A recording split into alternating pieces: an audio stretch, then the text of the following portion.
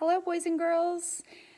Today I'm going to read to you a book called Over and Under the Snow, and this is by Kate Mesner, and the publisher is Chronicle Books, and I want to read to you I want to read this to you today because you're learning about habitats in your second grade classroom, and this is just one habitat for you, and it happens to be in wintertime.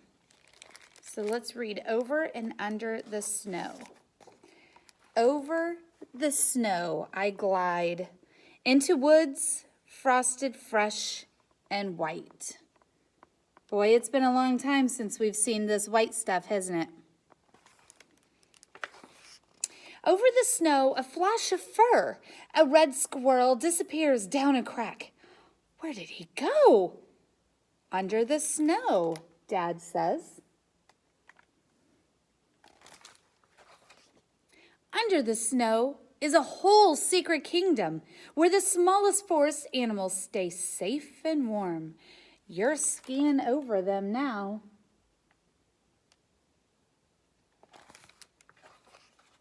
Over the snow, I glide past beech trees, rattling leftover leaves and strong, silent pines that stretch to the sky. On a high branch, a great horned owl keeps watch. But under the snow, a tiny little shrew dodges columns of ice. It follows a cool tunnel along the moss, out of sight.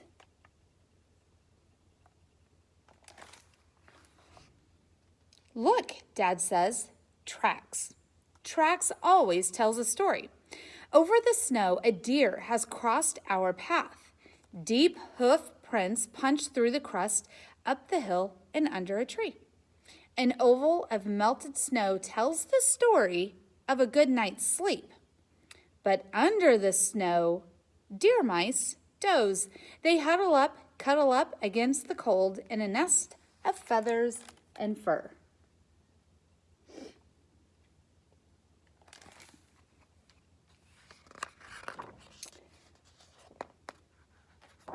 I can't turn the page.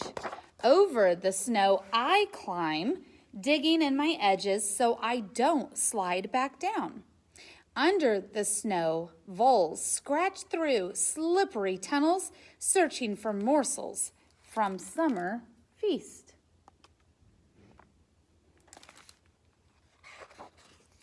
Over the snow, I swish, down, down, faster, faster, down, faster, faster. Whoops! It's like he's getting ready to fall. Under the snow, a snowshoe hare watches from a shelter of spruce. Almost invisible, she smooths her fur, a coat of white winter. Over the snow, I glide past reeds where tadpoles play tag in summertime. And under the snow, fat bullfrogs snooze. They dream of sun-warm days back when they had their tails.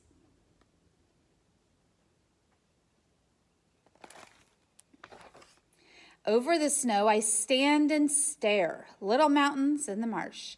But under the snow, beavers gnaw on aspen bark, settled in for supper.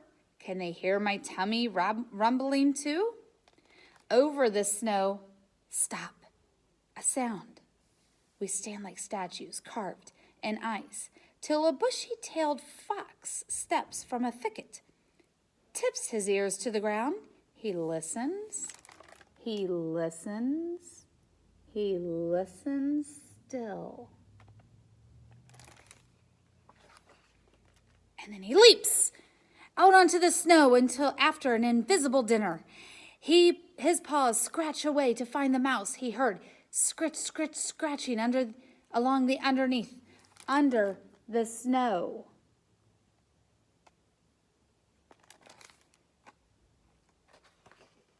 Over the snow I glide. A full moon lights my path to supper, and under the snow a chipmunk wakes for a meal. Bedroom, kitchen, hallway, his house under my feet.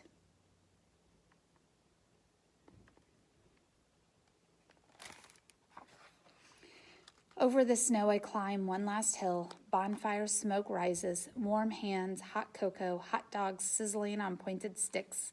But under the snow, a black bear snores, still full of October blueberries and trout.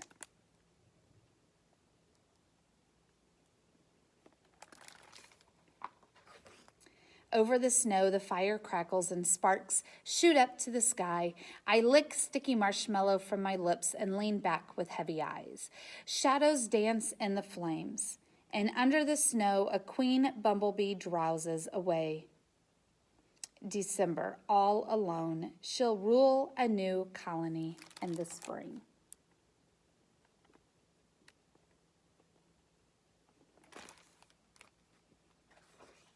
Over the snow, I glide home on tired legs.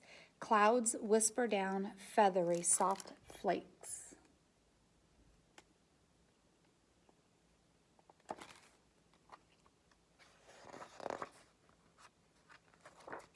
Under the covers, I snuggle deep and drift into dreams.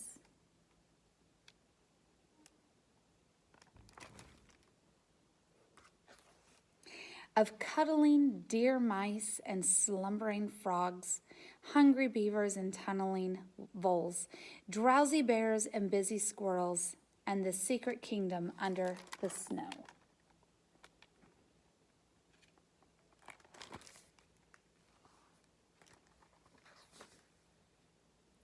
There really is a secret kingdom under the snow.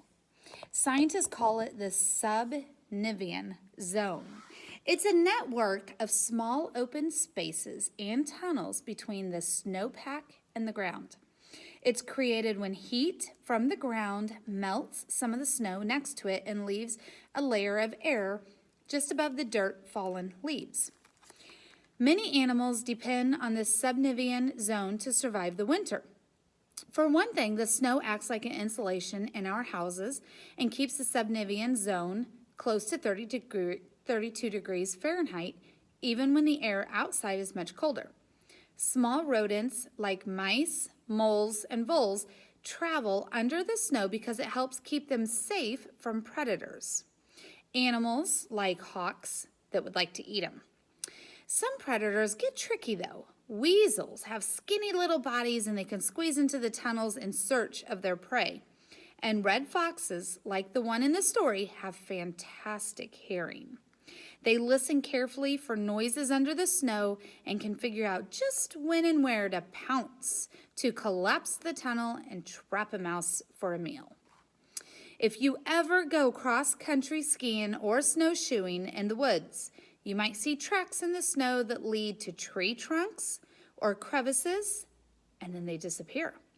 Look real carefully.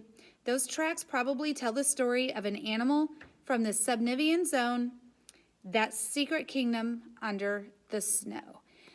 And boys and girls, when you get back to school and we have library time, if you ever check this book out, Over and Under the Snow, at the very end, it will tell you about the animals that sleep and eat both over and under the snow.